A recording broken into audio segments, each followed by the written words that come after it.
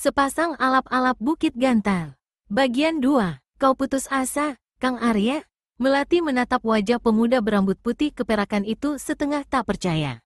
Biasanya, Arya selalu menemukan jalan keluar untuk menghadapi setiap permasalahan. Tapi sekarang, Dewa Arak menggelengkan kepala. Hanya menyadari keadaan, Melati, sahut Arya tawar. Maksudmu, kita tak akan bisa membebaskan diri dari tali yang membelenggu. Tali ini terlalu alot. Jadi, daripada menyiksa diri dengan mencoba memutuskan tali ini, lebih baik kita berdiam diri saja. Melati pun terdiam. Gadis berpakaian putih ini menyadari kebenaran ucapan kekasihnya. Atau, kalau kau mau, cobalah berusaha menimbulkan kembali tenaga dalammu yang lenyap. Aku yakin, racun ini tidak akan bertahan lama. Apalagi, kalau kita sering-sering berusaha membangkitkan kembali tenaga dalam. Tapi apa? Kang, tanya Melati begitu melihat Arya menghentikan ucapannya. Kurasa, mereka tidak bodoh.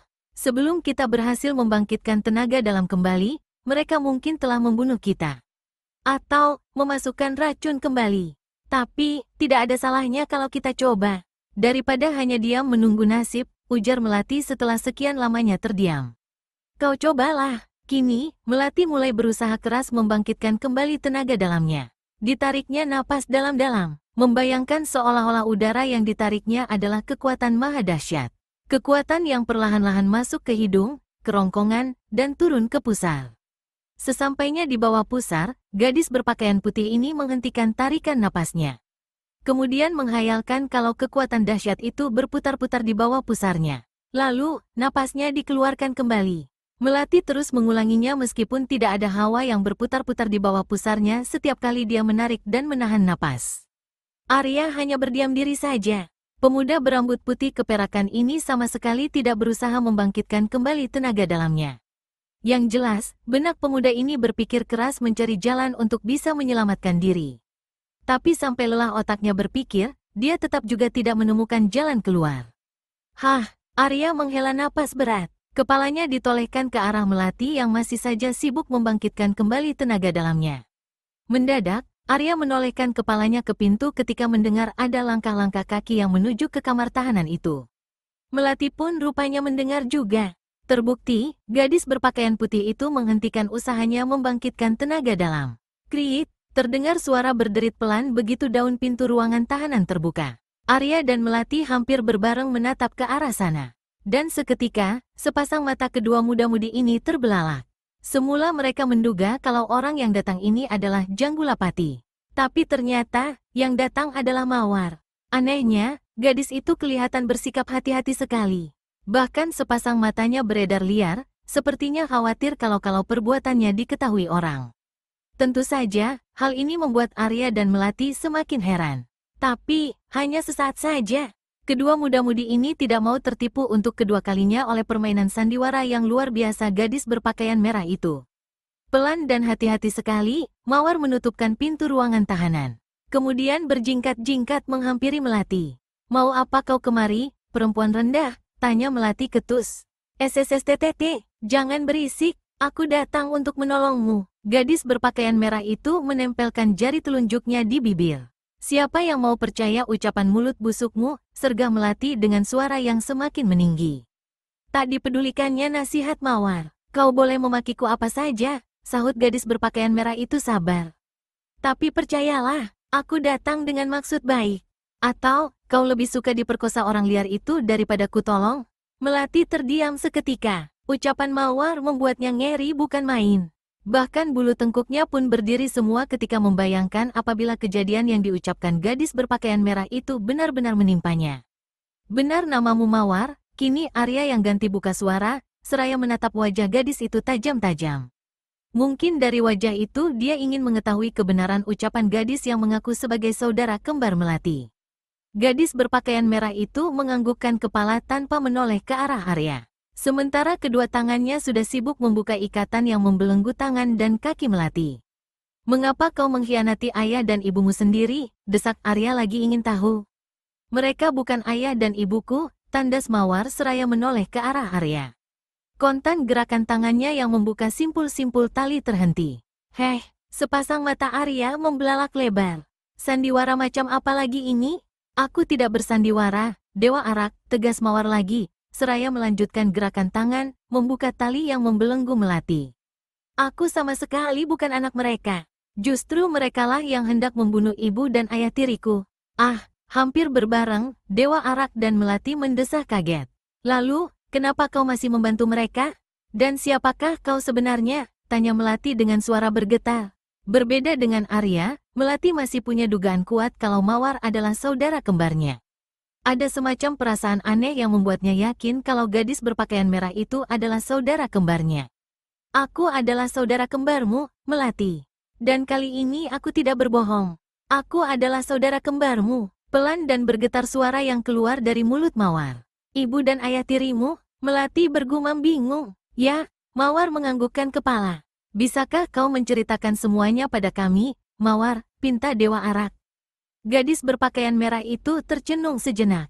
Baiklah, ucap gadis itu setelah menghela napas berat. Aku tinggal dengan ibu dan ayah tiriku. Entah kenapa, aku tidak tahu. Yang jelas, ibu pernah cerita kalau ayah telah meninggal dunia. Mawar menghentikan ceritanya sebentar untuk mengambil napas. Ditatapnya wajah Arya dan Melati bergantian.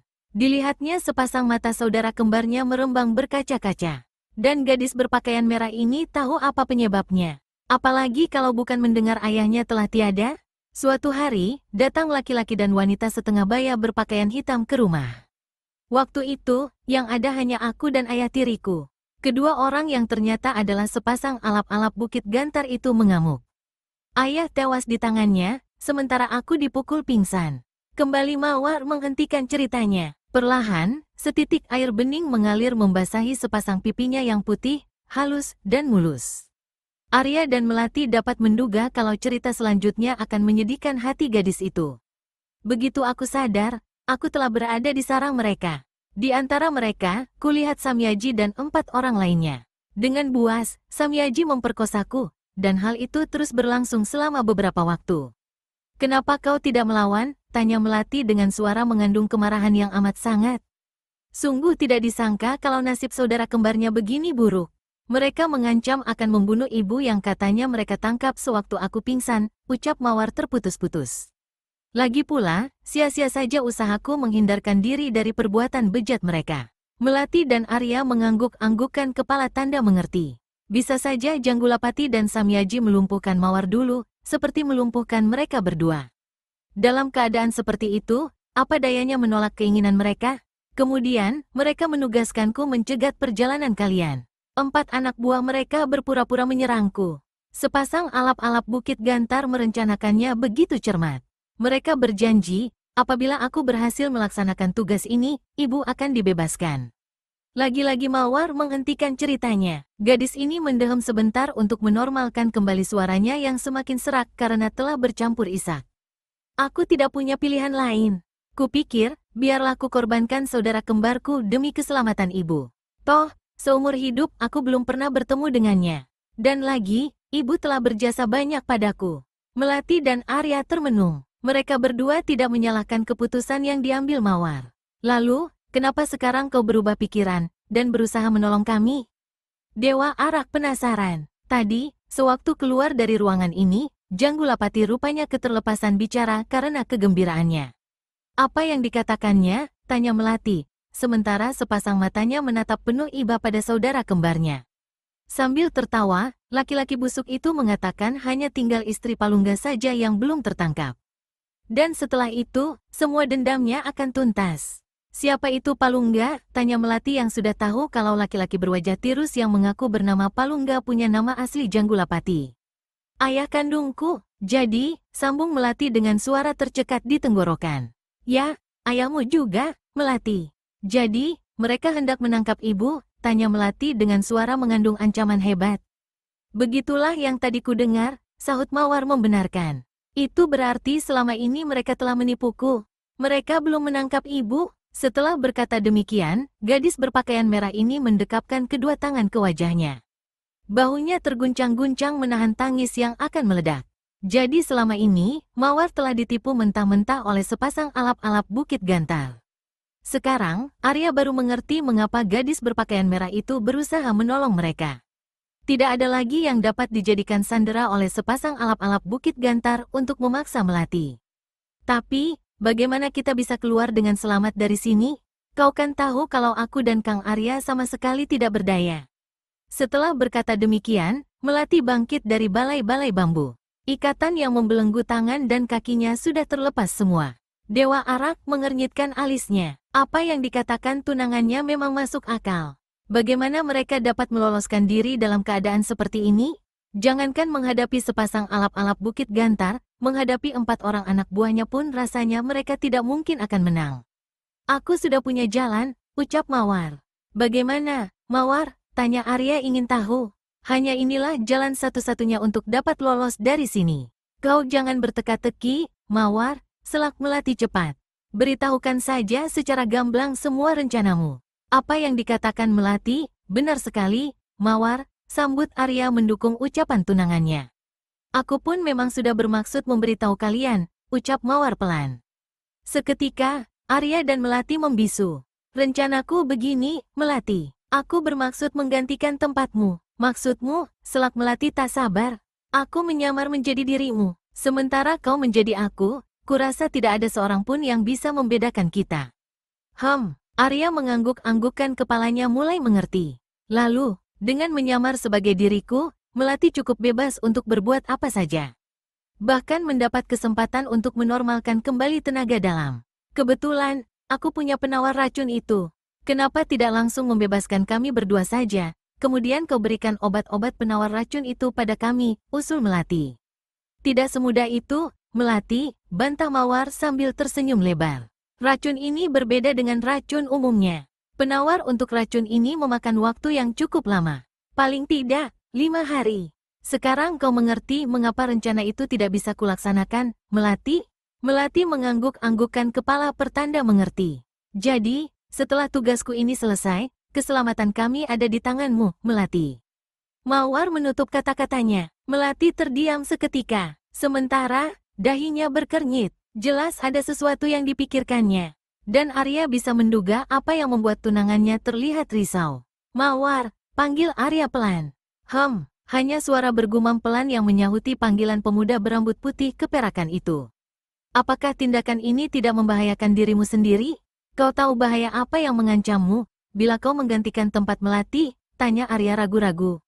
Melati mengangguk-anggukkan kepala. Memang, hal itulah yang sejak tadi mengganggu pikirannya. Aku tahu, Kang Arya, Mawar menganggukkan kepala. Diturutinya cara Melati memanggil pemuda berambut putih keperakan itu. Dan kau masih mau melakukannya? Desak Arya lagi setengah tidak percaya. Aku tidak ingin saudara kembarku mengalami nasib yang sama sepertiku. Biarlah hanya aku saja yang mengalami, tegas dan mantap kata-kata yang keluar dari mulut saudara kembar Melati itu. Mawar, Melati tak kuasa menahan rasa haru mendengar kesediaan Mawar untuk mengorbankan dirinya. Ditubruknya tubuh saudara kembarnya, kemudian dipeluknya erat-erat. Ada isak tertahan yang merayap naik dari dadanya menuju kerongkongan, sehingga membuat suaranya bergetar. Mawar pun balas memeluk tak kalah erat. Sepasang mata kedua gadis cantik itu tampak merembang berkaca-kaca. Keharuan pun melingkupi seisi ruang tahanan. Bahkan Arya pun tidak tahan untuk tidak mengerjap-ngerjapkan mata, begitu merasakan kedua pelupuk matanya mendadak panas. Beberapa saat kemudian, barulah kedua gadis yang sama-sama cantik jelita itu melepaskan pelukan masing-masing. Keduanya bersiap melaksanakan rencana mereka. Jilid 6. Melati dan Mawar lalu menuju ke sudut kamar tahanan. Kemudian, saling melepas pakaian luar masing-masing. Meskipun tidak melihat kedua gadis itu membuka pakaian, tapi tak urung dada Arya berdebar tegang begitu mendengar suara berkeresek pakaian yang dilepaskan. Arya merasa betapa kedua tangannya jadi dingin. Segera diusirnya jauh-jauh bayangan bukan-bukan yang mengusik benaknya. Melati dan Mawar sudah selesai melepaskan pakaian masing-masing. Dan kini, kedua gadis itu sudah mulai mengenakan pakaian yang telah ditukar. Sesaat kemudian, keduanya telah selesai mengenakan pakaian tukarannya. Kini, Mawar mulai mengurai rambutnya. Sementara, Melati sibuk menggelung rambutnya ke atas. Setelah selesai, kedua gadis yang cantik jelita itu berjalan menghampiri Arya dan berdiri berjejer di depannya. Sepasang mata Arya terbelalak lebar. Mulutnya pun melongo. Sungguh kalau saja dia tidak mendengar suara berkeresekan tadi, mungkin dikiranya kedua gadis itu belum bertukar pakaian. Gadis berpakaian putih dan berambut panjang terurai di hadapannya dikenalnya betul sebagai Melati. Ataukah memang mereka belum bertukar pakaian? Bagaimana, Kang Arya? Tanya gadis berpakaian merah. Kini, Arya tidak ragu-ragu lagi untuk menebak kalau wanita berpakaian merah itu benar-benar Melati. Suara gadis itu amat dikenalnya. Luar biasa, kalau saja kau tidak berbicara, mungkin aku tidak bisa membedakan mana kau dan mana Mawar. Melati, sahut Arya sambil menggeleng-gelengkan kepala. Jadi, gadis berpakaian merah, yang tidak lain dari Melati itu tidak melanjutkan ucapannya. Suaramu lah yang membuatku dapat membedakan kalian. Ah, kalau begitu, suaramu pun harus diatur, Melati, ucap gadis berpakaian putih yang tak lain adalah Mawar. Melati mengernyitkan alisnya. Apakah suaraku dan suara Mawar berbeda jauh, Kang? Arya menganggukkan kepala. Di mana perbedaannya? Kejar Melati penuh rasa ingin tahu. Suaramu agak ketus. Kalau Mawar, selak Melati cepat. Suara Mawar lembut, Melati. Lembut, halus, dan satu-satu, jawab Arya. Jadi alangkah baiknya agar penyamaran kalian tidak terbongkar, kau harus mencoba meniru suara Mawar. Tentu saja, tidak perlu terlalu persis. Setidak-tidaknya, ya, mendekati.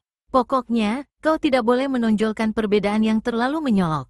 Sebenarnya, mendongkol juga hati Melati yang sekarang telah berpakaian merah mendengar jawaban dari mulut tunangannya, sepertinya dia selalu memuji-muji Mawar. Tapi karena tahu Arya berkata begitu demi kelancaran tugas mereka, rasa dongkol yang melanda hatinya diusir jauh-jauh. Akan kucoba meniru suara Mawar, Kang. Setelah berkata demikian, Melati pun lalu mulai berusaha menirukan ucapan Mawar. Arya mendengarkan penuh saksama. Beberapa kali gadis berpakaian merah itu terpaksa harus mengulang, setiap kali Arya menggelengkan kepalanya. Setelah cukup lama mengulang-ulang ucapan demi ucapan, akhirnya Arya menganggukkan kepalanya. Hah, Melati menghembuskan napas lega. Apakah suaraku sudah sama dengan suara Mawar, Kang? Sama sih tidak, tapi yang jelas sudah agak mirip, sahut Arya. Kalau begitu, sudah saatnya aku berbaring di situ, ucap Mawar setengah melucu, seraya menunjuk balai-balai bambu tempat Melati tadi berbaring tak berdaya. Kemudian, Mawar yang kini berpakaian serba putih itu melompat ke balai-balai bambu. Tapi, bagaimana dengan tenaga dalammu, Mawar? Tidakkah nanti mencurigakan? Tanya Arya ketika teringat akan hal itu. Melati terlonjak kaget begitu mendengar pertanyaan tunangannya. Dengan sinar mata penuh pertanyaan, ditatapnya wajah Mawar. Tapi, hati kedua pendekar muda itu jadi lega begitu melihat gadis berpakaian putih itu tersenyum lebar. Jangan khawatir, jawab Mawar menenangkan. Aku sudah meminum racun itu sebelum masuk ke sini. Tapi, kenapa kau tidak terserang pusing dan lemas? Tanya Melati penuh rasa heran. Oh, seperti yang kalian rasakan itu? Hampir bersamaan, Melati dan Dewa Arak menganggukkan kepala. Racun yang diberikan kalian lain dengan yang kuminum. Racun yang kuminum hanya melenyapkan tenaga dalam secara perlahan-lahan tanpa menimbulkan akibat sampingan. Berapa lama racun itu bekerja? Tanya Melati setengah hati. Tak lama lagi, tenaga dalamku pun akan lenyap semua. Mungkin setelah berbaring. Setelah berkata demikian, Mawar lalu membaringkan tubuhnya dengan posisi telentang. Kedua tangan dan kakinya direntangkan ke sudut-sudut balai-balai bambu. Tolong ikatkan tali itu, Melati, pinta gadis berpakaian putih itu. Tak terdengar adanya nada memerintah dalam ucapannya. Dengan perasaan berat, Melati memenuhi permintaan saudara kembarnya. Dijumputnya tali-tali bekas pengikat tangan dan kakinya. Kemudian, diikat pergelangan kedua tangan dan kaki Mawar. Lebih erat lagi, Melati, ucap Mawar begitu merasakan ikatan yang membelenggu tangan dan kakinya kurang erat. Melati terpaksa memperkuat ikatan. Dan untuk itu, gadis berpakaian merah ini harus menguatkan hatinya. Setelah dirasakan cukup, Melati lalu melangkah mundur. Jangan lupa dengan suaramu, Melati, ucap Arya memperingatkan. Dan ingat, apapun yang terjadi, kau harus memaksakan diri tetap diam. Jangan sia-siakan pengorbanan saudara kembarmu. Melati hanya menganggukkan kepala. Dia sudah tak sanggup lagi menanggapi ucapan itu. Rasa haru yang melanda akibat pengorbanan yang begitu besar dari saudara kembarnya, membuat dadanya terasa sesak. Bahkan lehernya pun terasa bagaikan tercekik oleh rasa haru yang menggelegak. Sesaat kemudian, Melati pun melangkah keluar ruang tahanan. Dan dengan hati-hati, melangkah memasuki kamar Mawar yang berada tidak jauh dari kamar tahanan. Memang, saudara kembarnya itu telah memberi petunjuk ke tempat yang menjadi kamar tidurnya. Sesampainya di dalam, tanpa membuang-buang waktu lagi, Melati lalu bersemadi untuk mencoba membangkitkan kembali tenaga dalamnya yang telah lenyap entah kemana. Melati tak tahu berapa lama dirinya tenggelam dalam keheningan semadi. Yang jelas, dia segera tersadar begitu mendengar suara ketukan pintu. "Mawar, cepat keluar!" Terdengar teriakan-teriakan keras dari luar pintu. Melati mengenali siapa pemilik suara itu. Siapa lagi kalau bukan Janggulapati? Bergegas, Melati menghentikan semadi dan bangkit berdiri. Kemudian, melangkah ke arah pintu. Lalu, dibukanya. Benar saja, di depan pintu, dilihatnya Janggulapati dan yang lain-lain berdiri. "Ada apa, Janggulapati?" tanya Melati dengan suara yang telah berubah menjadi halus, lembut, dan satu-satu. Mawar telah memberitahunya bagaimana memanggil mereka. "Kau harus ikut kami untuk melihat tontonan menarik yang akan kami suguhkan padamu." Samyaji yang menjawab pertanyaan Melati. Melati menelan kemarahannya mendengar ucapan itu. Gadis berpakaian merah ini segera teringat pada cerita Mawar. Saudara kembarnya itu telah diperkosa habis-habisan oleh Samyaji dan Janggulapati. Teringat hal ini, kemarahan Melati bangkit. Tapi gadis ini tidak mau bersikap gegabah. Diingatnya betul-betul semua nasihat yang diberikan Dewa Arak. Maka, kemarahan yang berkobar dan hendak membakar dada ditahannya dengan sekuat tenaga. Melati segera melangkah keluar pintu tanpa bicara apa-apa. Setelah menutup pintu kembali, kakinya dilangkahkan mengikuti sepasang alap-alap Bukit Gantar, bersama murid dan anak buahnya yang telah melangkah lebih dulu. Sepanjang perjalanan menuju ke ruangan tempat Arya dan Mawar ditahan, Melati menyumpah-nyumpah dalam hati. Kalau saja saat ini tenaga dalamnya tidak musnah, mungkin sudah diterjangnya orang-orang yang memuakan ini. Tak lama kemudian, rombongan itu sudah berada di depan pintu ruangan tempat Arya dan Mawar ditahan. Kriit, terdengar suara berderit pelan begitu Janggulapati mendorong daun pintu dengan tangan kanannya. Arya dan Mawar berjingkat kaget, meskipun pendengaran mereka sudah menangkap adanya bunyi langkah-langkah kaki yang menuju ke tempat mereka. Tentu saja, Mawar hanya mendengar langkah kaki 4 orang anak buah sepasang alap-alap Bukit Gantar. Tokoh-tokoh yang memiliki kepandaian berada di bawahnya. "Hahaha," Janggulapati tertawa bergelak. "Babak pertama dari permainan yang akan kami buat segera dimulai, Dewa Arak." Setelah berkata demikian, laki-laki berpakaian hitam itu menggerakkan kepalanya ke arah Mawar pada Samyaji. Tanpa diperintah 2 kali, pemuda bertubuh pendek kekar bergegas menghampiri tubuh Mawar yang tergolek di pembaringan. "Hehehe," Samyaji tertawa-tawa. Sementara, sepasang matanya berputar liar merayapi tubuh montok dan menggiurkan yang terpampang di depannya. Mawar tahu ada bahaya besar yang tengah mengancamnya, maka sekuat tenaga dikerahkan tenaga dalamnya untuk memutuskan tali yang membelenggu kedua tangan dan kakinya. Tapi usahanya sia-sia belaka. Tubuhnya yang menggeliat-geliat ke sana kemari menjadi pertanda kalau dia tengah berusaha keras membebaskan dirinya. Bukan hanya Mawar saja yang kelihatan gelisah bukan main. Melati pun dilanda kegelisahan serupa. Tidak terkecuali Arya, Keparat, Janggulapati. "Hentikan!" Pemuda berambut putih keperakan itu berteriak-teriak kalap. Seluruh tenaga yang dimilikinya dikerahkan untuk memutuskan tali-tali yang membelenggunya. Tapi seperti juga yang dialami Mawar, Arya pun mengalami hal yang sama. Usahanya sia-sia, hanya tubuhnya saja yang menggeliat-geliat ke sana kemari. "Hahaha," hanya suara tawa bergelak Janggulapati yang menyambut teriakan kalap Dewa Arak. Bret, baju di bagian dada Mawar robek lebar ketika tangan Samyaji merenggutnya. Tak pelak lagi tubuh berkulit putih, halus, dan mulus pun tampak menantang. Samyaji menelan ludah. Sepasang matanya semakin liar, dan tingkahnya pun semakin beringas. Bagaikan seekor ikan hiu lapar mencium darah. "Samyaji, manusia Keparat!" Arya berteriak semakin kalap. "Manusia pengecut, ayo hadapi aku. Mari kita bertarung secara jantan." "Diam!" Seraya membentak keras, Janggulapati melayangkan tangannya. Dan, plak, seketika itu juga ucapan Arya terhenti. Tamparan tangan laki-laki berbaju hitam itu mendarat telak dan keras sekali di pipi Dewa Arak. Dan kontan, kepala Arya terpaling. Cairan merah kental menetes di sudut-sudut bibirnya. Janggulapati sengaja tidak mengerahkan tenaga dalam pada tamparannya. Hanya mengerahkan tenaga luar saja. Tapi, orang seperti Arya mana bisa digertak? Dengan berani, meskipun dengan pipi biru lebam, dan terlihat bengkak, dia menentang pandang mata laki-laki berpakaian hitam itu. Tidak kusangka kalau sepasang alap-alap Bukit Gantar yang tersohor tidak lebih dari seorang pengecut, keras dan tegas sekali ucapan yang keluar dari mulut Arya. Pemuda berambut putih keperakan ini berkata sambil mengangkat kepalanya. Keparat, Janggulapati menggeram keras. Tangannya kembali terayun. Kali ini lebih keras dari sebelumnya. Plak, kepala Dewa Arak sampai terbanting ke atas balai-balai bambu saking kerasnya tamparan itu. Kembali, rona merah tergambar jelas di bagian wajah yang kena tampar. Cairan merah kental kembali menetes di sudut-sudut mulut pemuda berambut putih keperakan ini. Tapi, lagi-lagi Arya mengangkat kepalanya. Melati hampir-hampir menjerit melihat keadaan tunangannya. Kedua pipi pemuda itu telah bengkak-bengkak dan biru lebam. Bahkan kedua matanya pun sampai tertutupi oleh bengkak-bengkak di wajahnya. Dewa Arak menggertakkan giginya melihat kejadian yang akan menimpa Mawar. Kelakuan Samyaji yang sudah diamuk nafsu, tidak bedanya lagi dengan hewan. Tanpa mempedulikan banyaknya orang yang melihat semua perbuatannya, pemuda bertubuh pendek kekar itu terus saja melaksanakan niat bejatnya. Samyaji sama sekali tidak mempedulikan apa yang terjadi di sekelilingnya. Yang ada di benaknya hanya melampiaskan keinginannya pada Mawar yang dikiranya melati. Dan kembali, tangan murid sepasang alap-alap Bukit Gantar ini bergerak.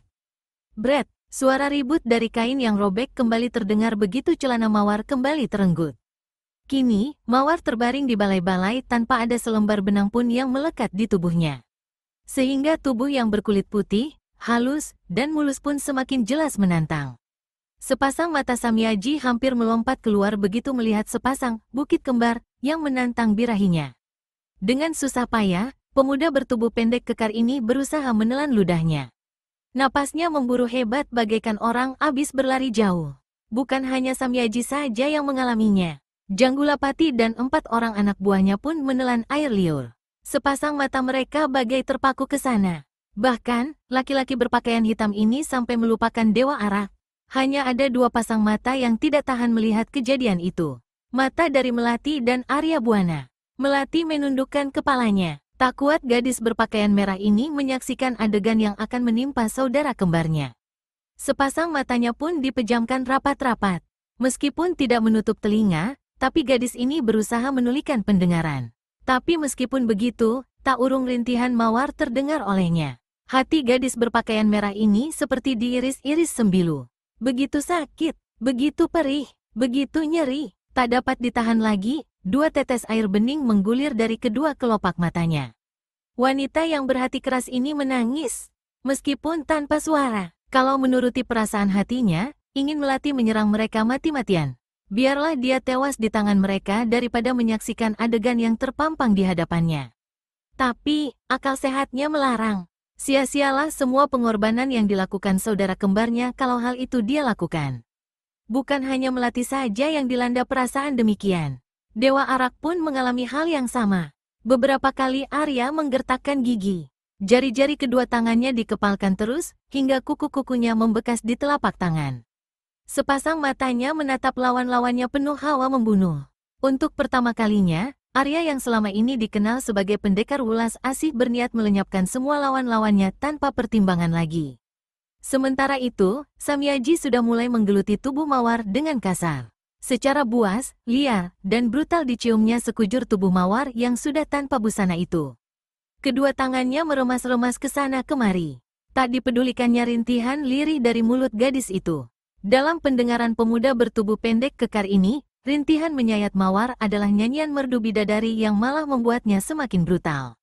Janggulapati dan 4 orang anak buahnya menelan ludah melihat adegan yang terpampang di hadapannya. Tapi sesaat kemudian, laki-laki berpakaian hitam itu mulai mengadakan penyiksaan terhadap Dewa Arak.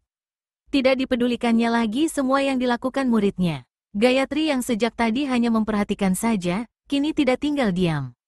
Wanita pesolek ini pun ikut ambil bagian dalam penyiksaan terhadap Dewa Arak.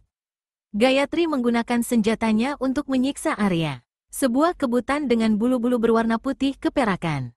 Wurt, prat, bukek, bukek. Berkali-kali kebutan di tangan wanita berpakaian hitam itu menamparkan sekujur tubuh Arya. Di tangan Gayatri, kebutan itu berubah menjadi alat penyiksa yang mengerikan. Kebutan itu terkadang menegang kaku untuk menotok berbagai bagian tubuh Dewa Arak. Tapi, tak jarang melemas, digunakan untuk melecut seperti cambuk. dan berkali-kali mendarat di berbagai bagian tubuh Arya. Berkali-kali tubuh pemuda berambut putih keperakan itu meregang, setiap kali Janggulapati maupun Gayatri mengayunkan tangan. Seluruh baju dan celana Arya sudah compang camping tak karuan. Abis tersayat-sayat lecutan kebutan Gayatri. Meskipun siksaan demi siksaan menderanya, tapi tidak sedikit pun terdengar jerit kesakitan dari mulut Arya. Pemuda ini menggigit bibir erat-erat untuk menahan suara rintihan yang hampir keluar dari mulutnya. Bahkan bibirnya sampai pecah mengeluarkan darah. Hanya tubuhnya yang sesekali menggeliat yang menjadi bukti kalau siksaan sepasang alap-alap Bukit Gantar menyakitkan dirinya. Melati yang tak kuat melihat adegan penyiksaan terhadap dua orang yang dikasihinya, tertunduk dalam. Hanya kedua tangannya yang mengepal keras menjadi bukti kalau gadis itu tengah berperang dengan perasaannya. Sepasang alap-alap Bukit Gantar baru menghentikan siksaannya setelah Samyaji juga menghentikan nafsu binatangnya. Ada senyum puas yang tersungging di mulut pemuda bertubuh pendek kekar itu, ketika perlahan-lahan mengenakan pakaiannya kembali. Kau urus mereka, Mawar. Dan segera keluar kalau tidak ingin bernasib seperti mereka, ucap Janggulapati sambil melangkah keluar, diikuti yang lainnya. Dengan wajah pucat pasi bagai mayat, Melati kemudian memakaikan pakaian baru berwarna putih pada saudara kembarnya. Kedua tangannya nampak menggigil keras menahan gejolak perasaan yang menyiksa. Sesaat kemudian, kedua saudara kembar ini saling berpelukan erat. Mawar dan Melati sama-sama menangis tanpa suara. Sementara, Dewa Arak sama sekali tidak tahu apa-apa. Pemuda berambut putih keperakan ini sudah pingsan. Tak kuat menahan siksaan demi siksaan yang mendera tubuhnya. Tak lama kemudian, Melati pun keluar dari kamar itu, setelah melempar pandang ke arah Arya beberapa saat lamanya. Gadis berpakaian merah ini tak bisa berbuat apa-apa. Melati tahu kalau Janggulapati tidak main-main dengan ancamannya tadi. Di luar pintu, dilihatnya 4 anak buah sepasang alap-alap Bukit Gantar menatapnya dengan sinar mata aneh. Tapi gadis berpakaian merah ini sama sekali tidak peduli, dan terus melangkah masuk ke kamarnya. Jilid 7. Untuk kesekian kalinya, Melati menelan obat yang diberikan Mawar. Setelah itu, gadis berpakaian merah ini duduk bersila. Kedua tangannya dengan jari-jari terbuka, dirangkapkan di depan dada. Ujung-ujung jarinya tegak lurus ke atas. Sedangkan punggungnya ditegakkan. Melati kembali bersemadi untuk menghilangkan racun milik sepasang alap-alap Bukit Gantar. Tak lama kemudian, gadis berpakaian merah ini sudah tenggelam dalam keheningan semadinya. Kini, yang terdengar hanyalah suara keluar masuknya udara yang ditarik dan dibuang oleh gadis itu. Suara pelan dan berirama tetap. Secercah kegembiraan mulai timbul di hati Melati setelah merasakan ada hawa hangat yang berputar di bawah pusarnya. Memang masih pelan, tapi sedikit banyak sudah membuat semangat gadis berpakaian merah ini bangkit. Dengan penuh semangat, Melati meneruskan semadi tanpa mempedulikan sang waktu yang terus bergulir. Yang ada di dalam benaknya saat ini hanya bersemadi dan bersemadi. Semakin lama, hawa yang berputaran di bawah pusar Melati semakin bergolak keras. Tapi, gadis berpakaian merah ini sama sekali tidak peduli. Dia terus saja melanjutkan semadinya dengan tekun. Dan perlahan, namun pasti, tubuhnya mulai berguncang-guncang. Wajah Melati sudah mandi keringat ketika menghentikan semadi. Perlahan-lahan, gadis berpakaian merah ini bangkit berdiri. Secercah senyuman tersungging di bibirnya. Kini, sudah hampir tiba saatnya dia membalas dendam. Melati kemudian memusatkan perhatiannya. Pikirannya disatukan pada keinginannya untuk menyalurkan hawa yang berputaran di bawah pusarnya ke kedua telapak tangannya.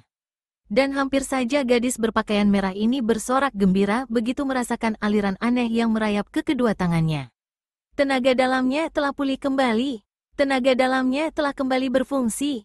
Meskipun begitu, Melati belum merasa yakin kalau tenaga dalamnya telah kembali seperti semula. Walaupun begitu, keberhasilan usahanya sudah membuatnya gembira bukan main.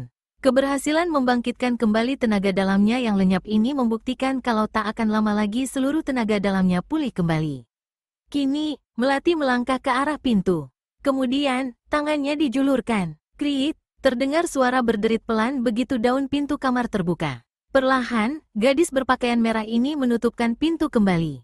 Kemudian, melangkahkan kakinya menuju ke ruang tahanan Arya dan Mawar. Melati mendadak mengerutkan alisnya begitu melihat di depan pintu ruangan itu berjaga-jaga 4 anak buah sepasang alap-alap Bukit Gantar.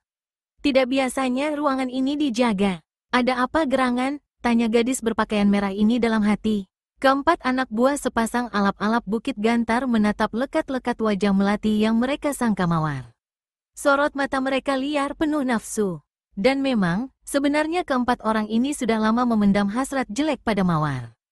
Hanya saja mereka tidak berani melakukannya. Takut pada ketua mereka, mawar telah menceritakannya semua pada Melati. Maka, gadis berpakaian merah ini pun tahu arti pandangan mata mereka. Tapi, yakin kalau seperti biasanya, empat orang itu tidak berani mengganggu, Melati meneruskan langkah menuju pintu. Melati kaget bukan main ketika melihat empat orang itu berdiri menghadang jalan sambil tertawa terkekeh-kekeh.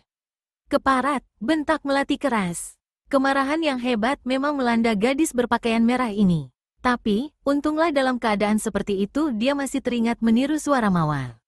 Berani kalian menggangguku? Apa kalian tidak takut kepada pemimpin kalian?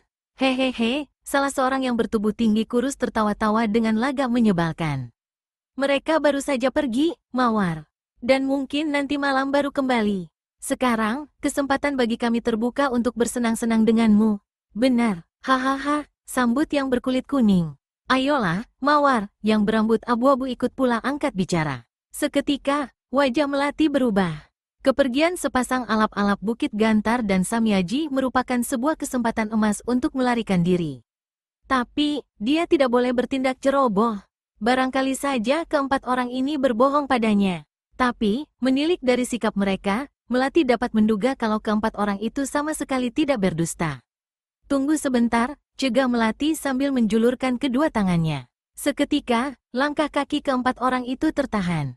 Aku bersedia meladeni kalian, asal kalian mau menjawab pertanyaanku, ucap Melati. Keempat orang yang tengah diamuk nafsu itu mana sempat mencerna arti kata-kata meladeni yang dimaksud gadis berpakaian merah itu. Yang jelas, kata-kata Melati yang mereka sangka mawar, di telinga mereka adalah persetujuan gadis itu. Cepat, ajukan pertanyaanmu, Mawar, desak laki-laki bertubuh tinggi kurus tak sabar. Kemana mereka pergi? Tanya Melati ingin tahu. Mencari tempat persembunyian ibumu, Mawar, sahut laki-laki bertubuh tinggi kurus. Apakah mereka tidak khawatir kalau tahanan kita melarikan diri? Melati ingin tahu. Ketua tidak sebodoh itu, Mawar. Sebelum pergi, ketua sudah menjejali kedua tahanan dengan racun. Bahkan, Samyaji kembali menikmati kemolekan tubuh gadis itu. Lalu, kenapa kalian berjaga-jaga di sini? Agar kau tidak bisa membawa kabur mereka, Mawar, sahut laki-laki bertubuh tinggi kurus tidak sabar. Mengapa pertanyaanmu begini banyak sih?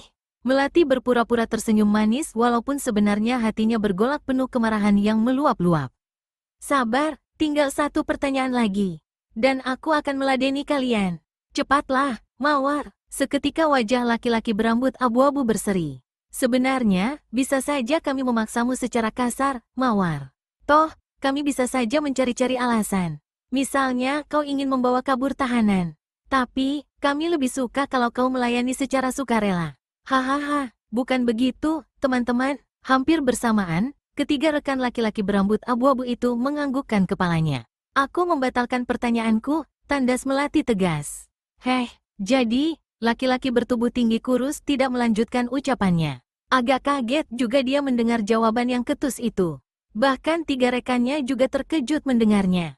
Dan seketika itu juga, mereka bersiap siaga. Tapi keempat orang kasar itu tidak merasa khawatir, karena telah mengetahui tingkat kepandaian gadis yang mereka kira mawar. Jangankan melawan mereka berempat, melawan dua di antara mereka saja belum tentu gadis itu mampu.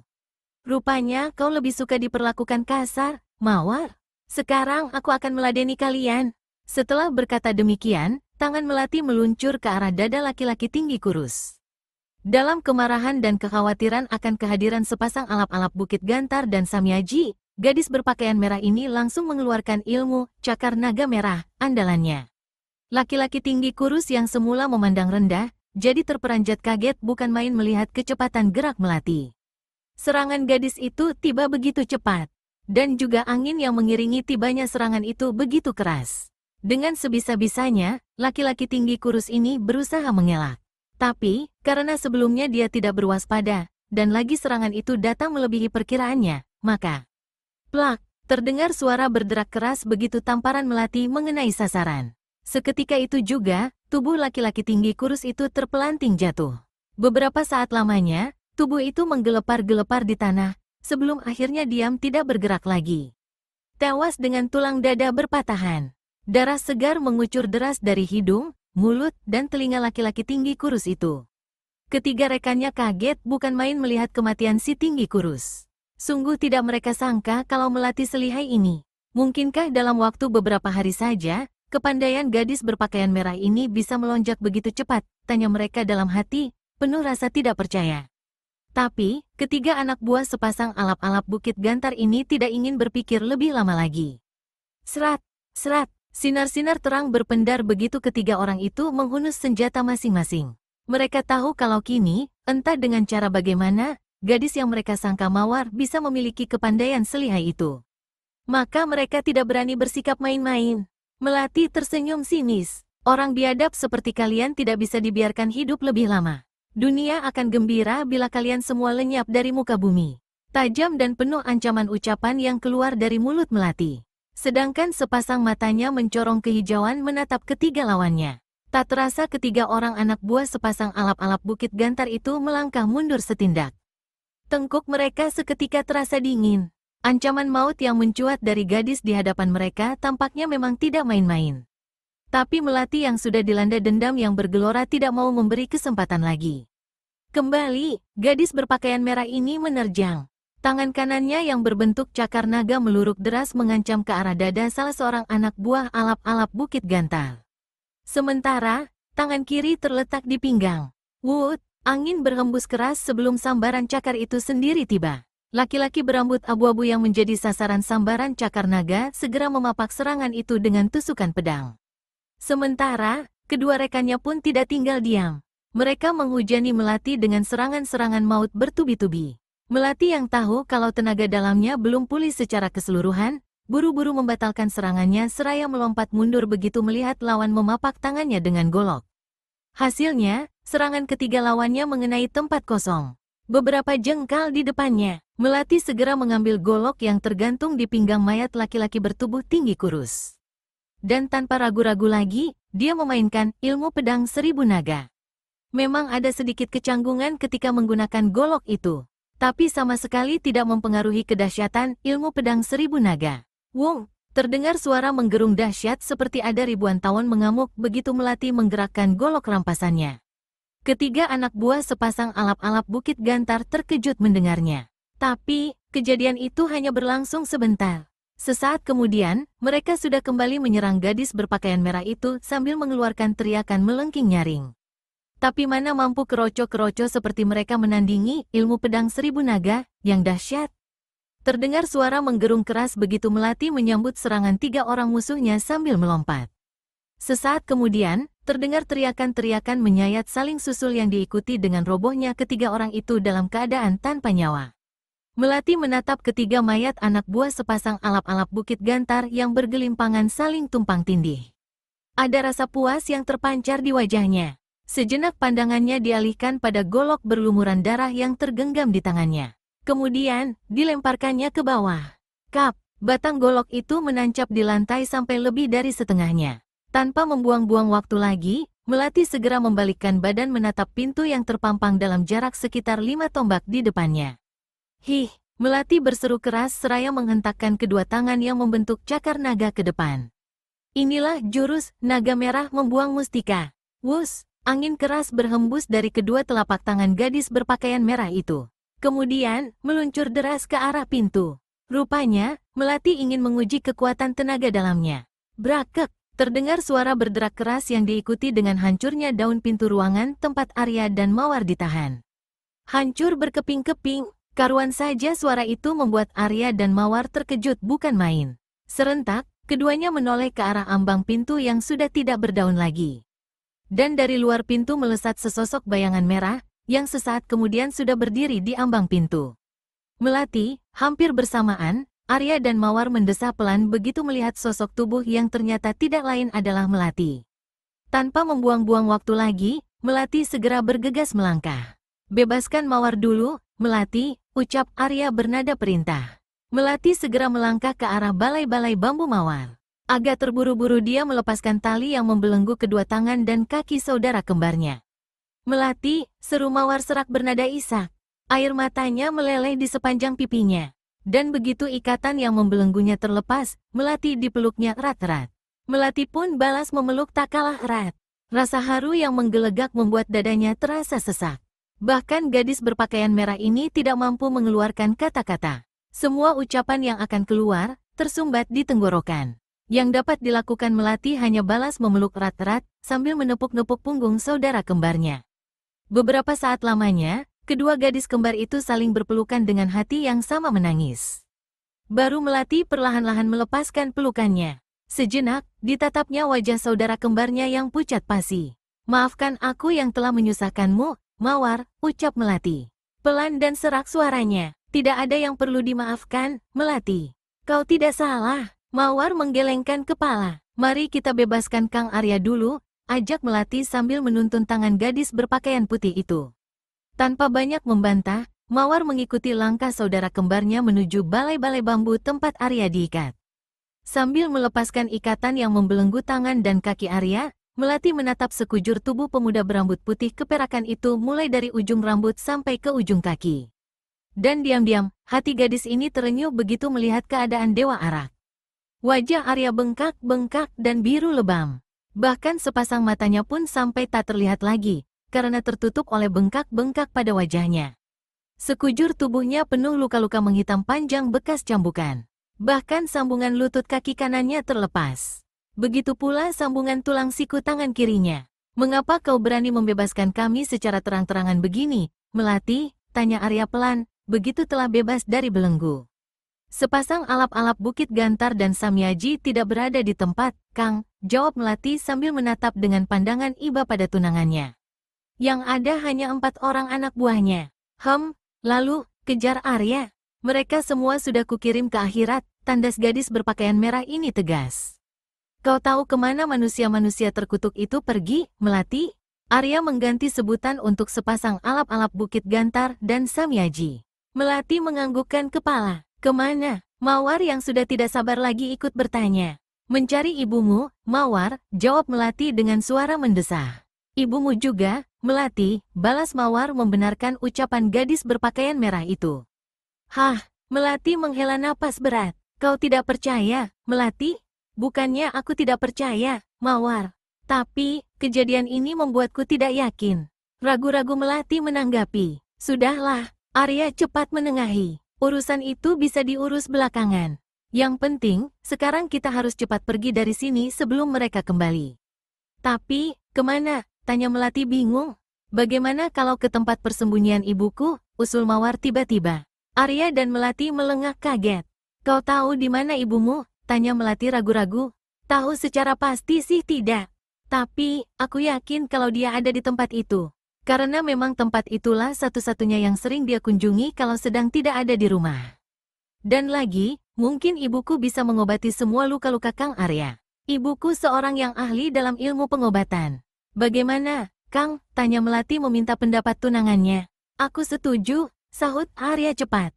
Tanpa membuang-buang waktu lagi, ketiga muda-mudi ini pun bergegas meninggalkan markas sepasang alap-alap Bukit Gantar. Tak lupa, ketiga orang itu mengambil guci perak dan pedang bintang yang direbut sepasang alap-alap Bukit Gantar. Baru kemudian, mereka meninggalkan tempat itu. Arya terpaksa menggunakan sebatang tongkat untuk lebih memudahkan berjalan. Mula-mula memang canggung. Tapi lama-kelamaan, akhirnya dia mulai terbiasa. Jilid 8. "Ibu," Mawar berseru keras, begitu melihat seorang wanita setengah baya berpakaian kuning muda tengah menyapu pelataran yang cukup luas di depan sebuah gua. Wanita berpakaian kuning muda yang ternyata adalah Karina sampai terjingkat kaget mendengar panggilan itu. Dia kenal betul pemilik suara itu. Dan kepalanya pun cepat ditolehkan ke belakang karena wanita ini menyapu menghadap mulut gua. Sekitar 5 tombak di depan, dilihatnya 3 sosok tubuh yang tengah melangkah ke arahnya. Beberapa saat, wanita berpakaian kuning muda ini menyipitkan mata untuk memperjelas pandangan. "Mawar, anakku!" seraya berteriak nyaring, tiba-tiba Karina melempar sapunya dan kemudian menghambur ke arah 3 sosok tubuh yang tengah menghampirinya. Mawar segera menghambur ke arah ibunya. Ditinggalkannya Melati dan Arya. "Ibu!" seru gadis berpakaian putih ini tak kalah keras. Tapi alangkah heran hati Mawar, begitu melihat wanita berpakaian kuning muda itu tiba-tiba menghentikan langkah. Kau siapa? Tanya Karina dengan mulut bergetar. Sepasang matanya menatap gadis berpakaian putih yang berdiri di hadapannya penuh rasa heran. Memang, tadi wanita berpakaian kuning muda ini berlari ke arah mereka karena melihat pakaian merah yang dikenakan Melati. Tentu saja wanita setengah baya ini jadi terkejut begitu melihat gadis berpakaian putih yang menghambur ke arahnya. Dan anehnya, wajah gadis itu adalah wajah yang amat dikenalnya. Wajah Mawar. Dengan pandang mata bingung, Karina mengalihkan tatapannya ke arah gadis berpakaian merah yang tengah berdiri berdampingan dengan seorang pemuda berambut putih keperakan. Dan jelas dilihatnya kalau gadis itu adalah Mawar. Tapi, mengapa gadis itu tidak menyambut? Malah gadis berpakaian putih ini yang menyambut dan memanggilnya ibu? Aku Mawar, Bu, sahut gadis berpakaian putih itu terbata-bata.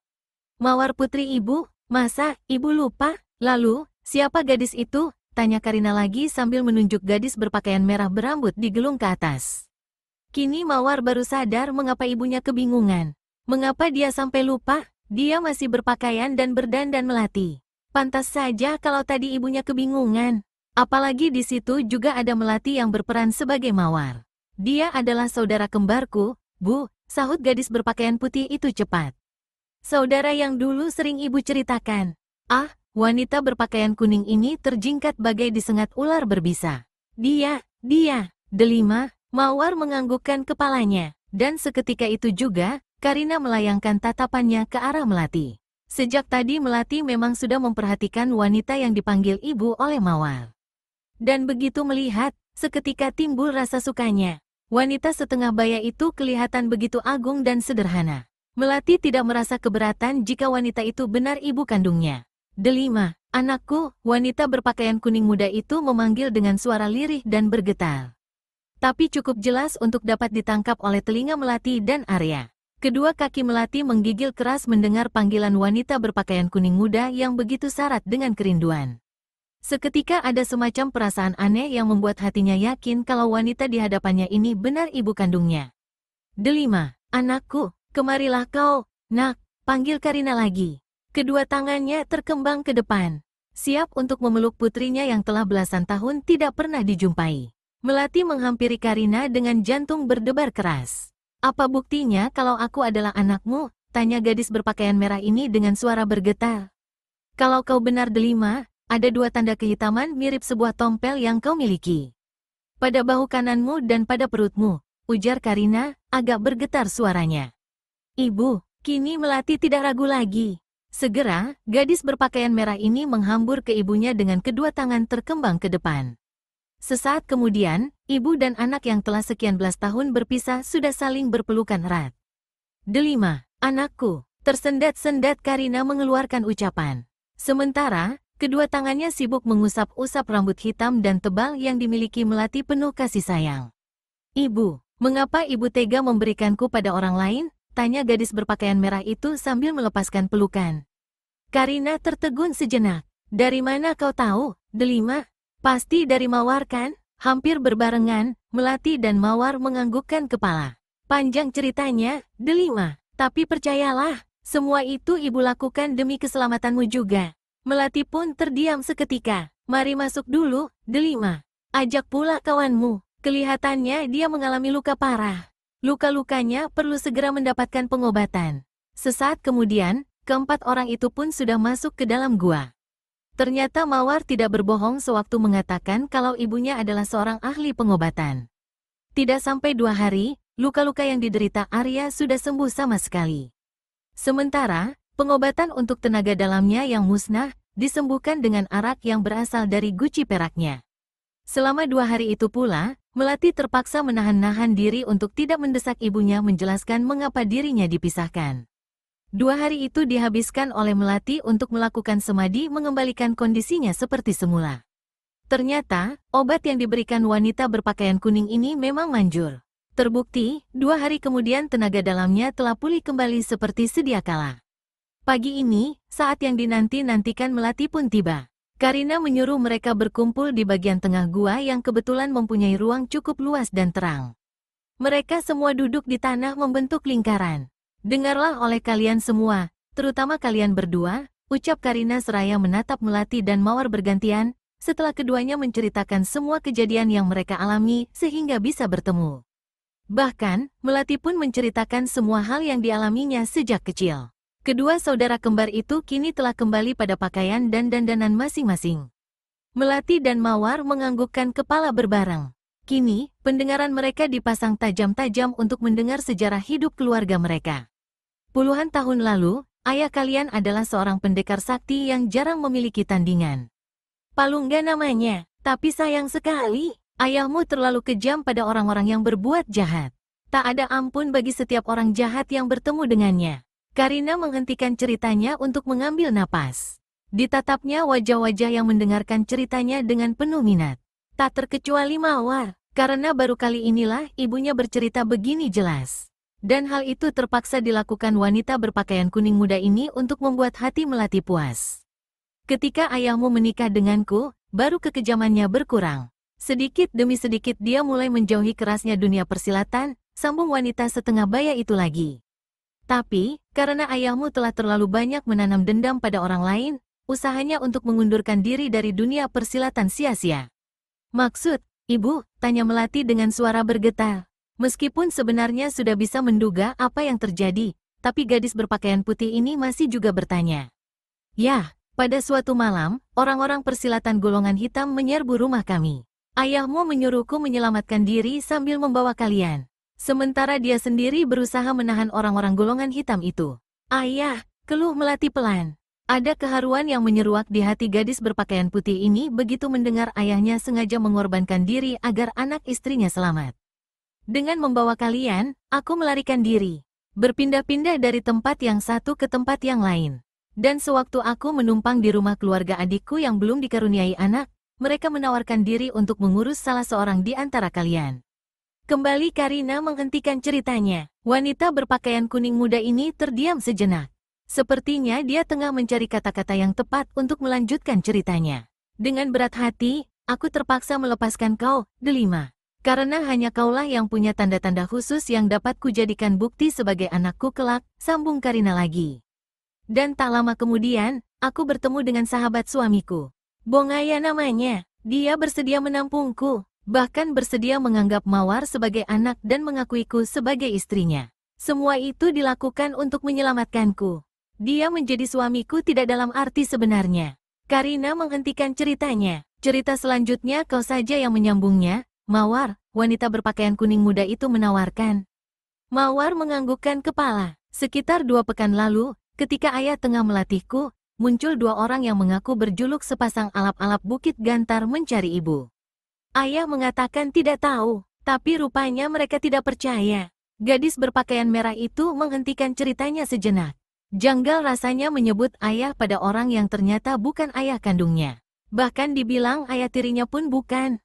Akhirnya terjadi pertarungan. Ayah tewas, dan aku pingsan. Cerita selanjutnya kalian sudah tahu sendiri. Suasana jadi hening seketika begitu Mawar menghentikan ceritanya. Masing-masing tenggelam dalam lamunan sendiri-sendiri. Hei, yang ada di dalam, keluar. Terdengar suara teriakan keras dari luar yang menggema ke dalam gua. Seketika itu juga, 4 sosok tubuh yang tengah tenggelam dalam lamunan masing-masing tersentak kaget. Janggulapati, desis Arya yang mengenali suara keras dari luar gua. Seketika itu juga, amarah Dewa Arak kembali bergolak. Cepat, pemuda berambut putih keperakan ini bangkit berdiri. Begitu melihat Arya bangun, Melati, Mawar, dan ibunya pun bergerak bangun dan melangkah keluar gua. Ternyata, dugaan Dewa Arak tidak meleset. Di luar gua telah berdiri sepasang alap-alap Bukit Gantar dan Samyaji. Ketiga orang ini marah bukan main begitu kembali pada malam hari, semua penjaga telah tewas dan tawanan mereka telah lolos semua. Betapapun telah berpikir keras, mereka tak juga mengetahui bagaimana semua itu bisa terjadi. Tanpa berpikir lebih lama lagi, ketiganya segera mengejar. Setelah kesana kemari, akhirnya mereka menemukan gua tempat tinggal Karina. Itu pun atas petunjuk yang mereka terima dari seorang pencari kayu bakar. Kau dan ibumu tunggu di sini saja, Mawar, ucap Arya. Biar aku dan Melati yang menghadapi mereka. Mawar dan Karina yang tahu kalau kepandaian mereka tidak banyak berarti bila dipakai menghadapi ketiga orang itu, menganggukkan kepala tanpa banyak membantah. Hati-hatilah, mereka sangat licik, Mawar tak lupa memberi nasihat. Arya dan Melati menganggukkan kepala pertanda mengerti. Akan kuperhatikan nasihatmu, Mawar, sahut Melati seraya melangkah keluar gua. Sepasang alap-alap Bukit Gantar dan Samyaji menatap wajah Melati dan Arya tajam-tajam. Seketika, wajah mereka memucat. Dari wajah dan mata muda-mudi yang melangkah keluar gua itu, mereka tidak melihat adanya tanda-tanda racun yang mereka berikan. Mungkinkah kedua orang ini sudah terbebas dari racun? Pikir mereka setengah tidak percaya. Tapi, bagaimana bisa secepat itu? Padahal sekalipun mereka mendapatkan obat yang paling manjur, paling cepat butuh waktu 4 hari. Rupanya, mereka sama sekali tidak tahu kalau guci arak pusaka Arya mampu menawarkan segala macam racun. Sementara, Melati telah memulai pengobatannya sewaktu masih berada di sarang mereka.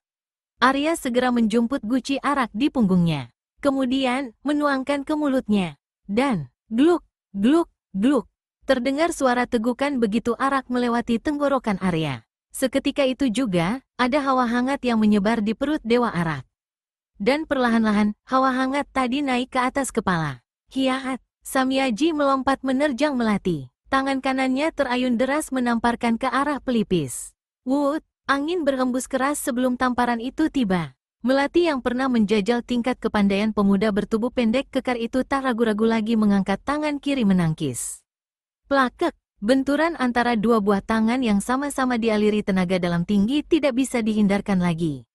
Akibatnya, tubuh Samyaji yang masih berada di udara terjengkang ke belakang. Namun dengan manis, pemuda bertubuh pendek kekar itu mematahkannya dan mendarat mulus di tanah. Meskipun begitu, sebuah seringai kesakitan nampak di wajahnya. Sementara, Melati hanya agak goyah saja kuda-kudanya. Tidak tampak kalau gadis berpakaian putih ini terpengaruh dengan benturan itu. Dari sini saja sudah bisa diketahui kalau tenaga dalam Melati masih berada di atas Samyaji. Samyaji menggeram keras. Pemuda bertubuh pendek kekar ini memang marah bukan main. Dari benturan ini sudah diketahuinya kalau tenaga dalam Melati sudah pulih kembali. Entah bagaimana hal itu bisa terjadi, pemuda bertubuh pendek kekar ini tidak habis mengerti. Entah dari mana mengambilnya, tahu-tahu di tangan pemuda bertubuh pendek kekar itu telah tergenggam sebatang tongkat berujung bulan sabit. Wuk, wuk, wuk. Terdengar suara mengiuk keras begitu Samyaji memutar-mutar tongkatnya laksana baling-baling. Dan, hiat, tongkat berujung logam bulan sabit itu meluncur cepat ke arah dada Melati. Tapi gadis berpakaian putih ini tidak menjadi gugup. Cepat, kakinya dilangkahkan ke kanan seraya mendoyongkan tubuh sehingga sambaran tongkat lewat sejengkal di samping kirinya. Tapi, sebelum Melati sempat berbuat sesuatu, tongkat bulan sabit itu dikelebatkan ke samping kiri.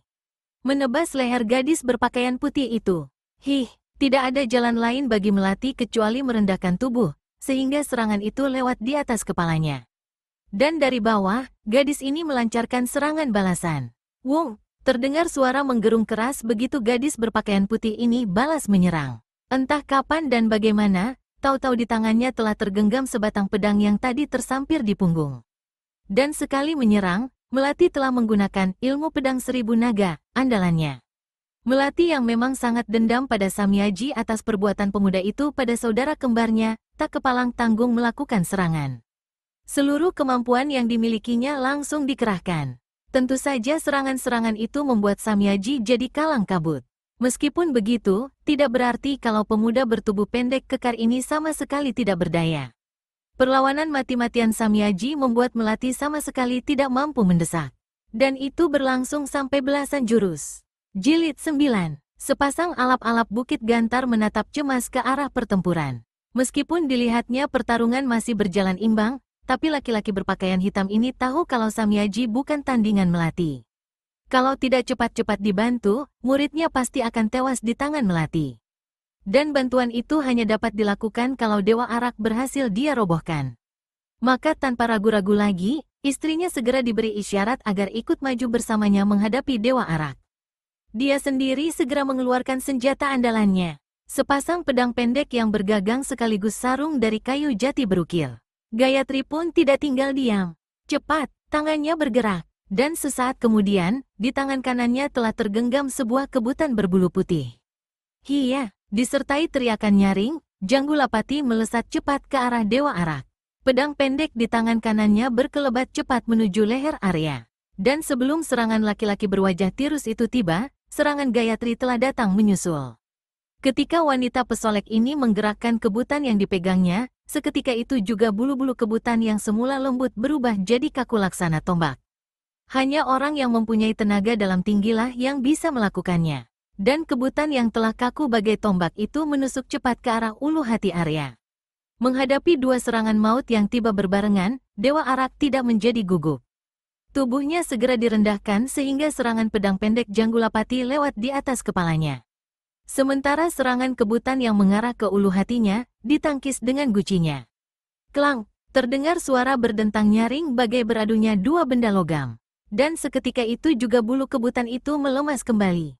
Gayatri memekik keras begitu merasakan sekujur tubuhnya bergetar hebat tatkala kebutannya berbenturan dengan guci Dewa Arak. Dan tanpa dapat ditahan lagi, tubuhnya terhuyung-huyung dua langkah ke belakang. Sekujur tangan yang memegang kebutan terasa sakit-sakit. Sementara, Dewa Arak hanya tergetar saja. Jelas, kalau tenaga dalam yang dimiliki wanita pesolek ini masih berada di bawah Arya. Hup, ringan tanpa suara, tubuh Janggulapati mendarat di tanah. Dan secepat kedua kakinya hinggap, secepat itu pula pedang pendek di tangan kirinya ditusukkan ke arah perut Arya. Dengan perhitungan matang seorang yang memiliki ilmu meringankan tubuh tingkat tinggi, Arya mendoyongkan tubuh ke samping kiri sehingga serangan pedang pendek itu lewat setengah jengkal di sebelah kanannya. Belum lagi Dewa Arak sempat balas menyerang, kebutan di tangan Gayatri kembali menyambal. Tapi kali ini tidak menegang kaku seperti sebelumnya, melainkan lemas. Dan menyabet keras ke arah pelipis Arya. Angin yang bercicitan keras mengiringi tibanya serangan itu. Lagi-lagi Dewa Arak mempertunjukkan kelihayannya. Serangan kebutan Gayatri dielakkan hanya dengan menarik kepalanya ke belakang. Dewa Arak memang sudah bertekad untuk menghabisi nyawa sepasang alap-alap Bukit Gantar. Begitu mendapat kesempatan, pemuda berambut putih keperakan ini tanpa ragu-ragu lagi segera melancarkan serangan balasan. Sesaat kemudian, ketiga tokoh sakti ini sudah terlibat dalam pertarungan seru dan menarik. Kembali untuk yang kesekian kalinya, Dewa Arak harus mengeluarkan seluruh kemampuan yang dimilikinya. Sepasang alap-alap Bukit Gantar ternyata bukanlah tokoh sembarangan. Mereka adalah tokoh-tokoh hitam yang memiliki kepandaian tinggi. Kalau saja menghadapi mereka satu lawan satu, tidak terlalu sulit bagi Dewa Arak untuk mengalahkan mereka. Tapi, karena kedua datuk sesat ini maju berbareng, tak urung pemuda berambut putih keperakan ini jadi kewalahan juga. Kepandaian satu orang alap-alap Bukit Gantar saja hanya berselisih sedikit dengan Arya. Maka dapat dibayangkan betapa hebatnya kalau kedua suami istri ini maju berbareng. Dan yang lebih hebat lagi, dengan maju berbareng mereka dapat saling bantu. Arya menggertakkan gigi, dalam kemarahan yang meluap, dan tekad untuk melenyapkan manusia-manusia bermoral bejat itu untuk selama-lamanya, Dewa Arak mengerahkan seluruh kemampuan yang dimilikinya. Dan dengan sendirinya, pemuda berpakaian ungu ini pun berada dalam puncak kemampuannya. Hebat bukan main pertarungan antara Dewa Arak melawan sepasang alap-alap Bukit Gantar. Dan seperti juga Arya, sepasang tokoh sesat itu adalah tokoh-tokoh yang memiliki ilmu meringankan tubuh luar biasa. Akibatnya, pertarungan antara ketiga orang itu berlangsung cepat. Tak terasa 50 jurus telah berlalu, dan sampai sejauh itu belum nampak tanda-tanda ada yang akan terdesak. Sementara keadaan arena pertarungan sudah porak-poranda. Suara meledak-ledak, mendesing, mengaum mengiringi pertarungan ketiga orang itu. Membuat tanah terbongkar di sana-sini, dan debu pun mengepul tinggi ke udara. Bahkan batu besar dan kecil pun beterbangan ke sana kemari. Berbeda dengan Dewa Arak yang belum mampu mendesak lawan, Melati justru sudah mulai dapat menekan lawannya. Samyaji kini hanya mampu mengelak, sesekali menangkis, dan hanya kadang-kadang saja melakukan serangan balasan. Pemuda bertubuh pendek kekar ini memang kalah segala-galanya bila dibanding lawannya. Kalah dalam hal ilmu meringankan tubuh, tenaga dalam, dan juga mutu ilmu silat. Melati dengan ilmu pedang 1000 naganya membuat pemuda ini mati kutu. Janggulapati dan Gayatri cemas bukan main melihat keadaan Samyaji. Sungguh tidak mereka sangka kalau Dewa Arak mampu menahan serangan mereka sampai sekian lamanya. Sudah hampir 60 jurus mereka bertarung, tapi belum ada satupun serangan mereka yang berhasil mengenai tubuh Arya. Dan ini tentu saja membuat sepasang alap-alap Bukit Gantar cemas. Menilik dari keadaan, mereka yakin kalau Dewa Arak tidak akan bisa dirobohkan dalam waktu singkat. Sementara keadaan Samyaji sudah demikian gawat. Hiat, Samyaji tidak sabar lagi. Tanpa mempedulikan pertahanan lagi, pemuda bertubuh pendek kekar ini melompat menerjang Melati. Tongkat berujung bulan sabit di tangannya ditusukkan ke arah dada gadis berpakaian putih itu. Melati menekuk punggungnya ke belakang sehingga serangan Samyaji lewat di atas dadanya. Dan begitu tubuh pemuda bertubuh pendek kekar itu lewat di atas tubuhnya, tangan Melati bergerak cepat. Sing, cerat, pedang di tangan Melati menyobek tubuh Samyaji. Mulai dari perut sampai ke leher. Seketika itu juga, darah menyembur deras dari luka murid tunggal sepasang alap-alap Bukit Gantar yang menganga lebar. Melati tentu saja tidak mau terkena cipratan darah itu. Maka cepat laksana kilat, begitu pedangnya berkelebat, tubuhnya pun melenting ke atas. Samyaji, Janggulapati memekik keras melihat muridnya menggelepar-gelepar mengerang nyawa. Tanpa mempedulikan Dewa Arak lagi, tubuhnya segera melesat ke arah Melati yang masih berada di udara. Dan seiring tubuhnya melesat, sepasang pedang pendeknya menyambar cepat ke arah Melati. Arya kaget bukan main melihat perbuatan Janggulapati. Saat ini posisi Melati sama sekali tidak memungkinkan untuk menangkis, apalagi mengelakkan serangan yang datang begitu tiba-tiba itu. Gadis itu berada dalam bahaya besar, dan dia harus cepat menolong kalau ingin kekasihnya selamat. Tapi, pada saat yang sama, Gayatri tengah melancarkan serangan bertubi-tubi dengan menggunakan kebutannya. Serangan-serangan itu mengancam ke arah berbagai bagian tubuh yang mematikan. Dewa Arak memekik keras. Dan dengan keistimewaan ilmu, belalang sakti, tubuhnya dibanting ke tanah seraya menghentakkan kedua tangannya ke arah tubuh Janggulapati yang tengah melayang ke arah Melati. Wus, angin keras berhawa panas menyengat keluar dari kedua tangan Dewa Arak yang dihentakkan. Inilah jurus pukulan belalang. Janggulapati terkejut bukan main melihat hal ini. Posisinya yang sudah berada di udara tidak memungkinkannya lagi untuk menangkis. Tidak ada jalan lain baginya kecuali menggeliatkan tubuh sebisa-bisanya untuk mengelakkan serangan itu. Tapi, usaha laki-laki berpakaian hitam ini sia-sia belaka. Pukulan jarak jauh yang dikirimkan Arya tetap mengenai tubuhnya. Seketika itu juga, tubuh Janggulapati melayang. Terdengar jeritan menyayat mengiringi terlontarnya tubuh laki-laki berpakaian hitam itu. Tokoh sesat ini tewas seketika sebelum tubuhnya menyentuh tanah. Gayatri memekik keras melihat keadaan suaminya. Seketika itu juga, wanita pesolek ini melesat cepat ke arah Arya. Bulu-bulu kebutannya yang menegang kaku seperti tombak, menusuk cepat ke arah ubun-ubun Arya. Tentu saja Melati tidak tinggal diam melihat adanya bahaya yang mengancam keselamatan kekasihnya.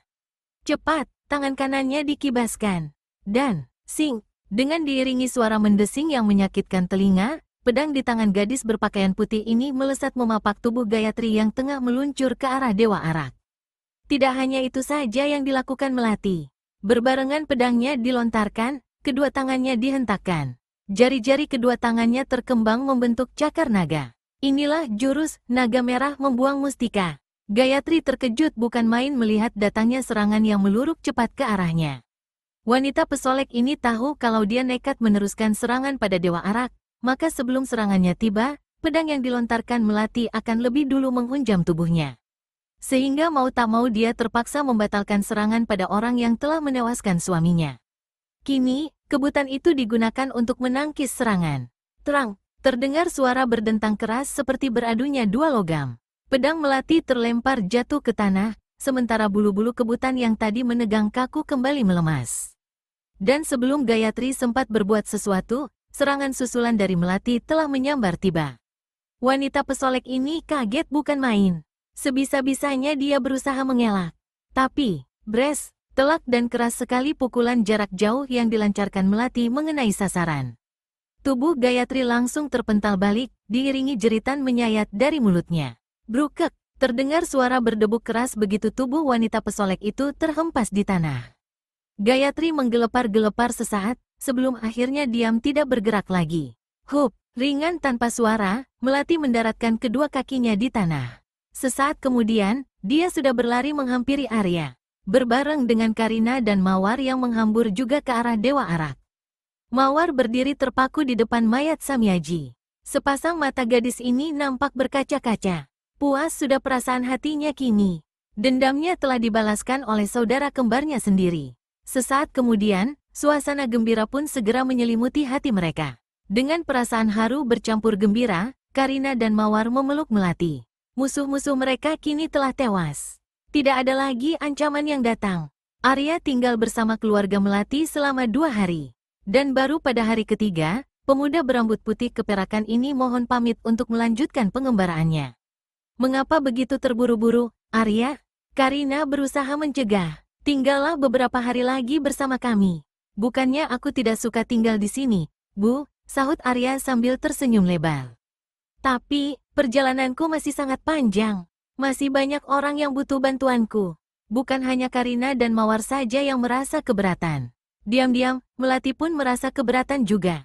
Arya tentu saja mengetahuinya. Biarlah Melati yang menemani ibu dan Mawar di sini. Tapi, Kang, Melati terkejut bukan main mendengar ucapan kekasihnya. Hatinya terasa berat untuk berpisah dengan Arya. Gadis berpakaian putih ini berada dalam posisi yang sulit. Kalau menurutkan perasaan hatinya, rasanya akan lebih baik kalau Arya tinggal beberapa hari lagi sehingga dia tidak perlu berpisah dengan orang-orang yang dicintainya. Tapi Melati sadar kalau hal itu tidak mungkin. Arya adalah seorang pendekar, dan masih banyak tugas yang harus dikerjakan kekasihnya itu. Tinggallah bersama ibumu, Melati, sahut Arya buru-buru. Toh, tidak sulit bagimu untuk mengikuti jejakku. Lagi pula, seandainya masih ada orang yang berniat jelek pada keluargamu, kau dapat melindungi mereka. Melati tidak dapat membantah ucapan tunangannya. Dan Arya pun segera pergi dari situ. Dewa Arak melangkahkan kakinya meninggalkan tempat itu. Selamat tinggal, Melati, ucap Arya sambil melambaikan tangan. Selamat jalan, Kang, sahut Melati. Tangan gadis ini balas melambai. Sementara, Karina dan Mawar hanya memandang kepergian Arya sambil tersenyum lebar. Sedangkan Melati terus menatapi tubuh Arya sampai lenyap di kejauhan.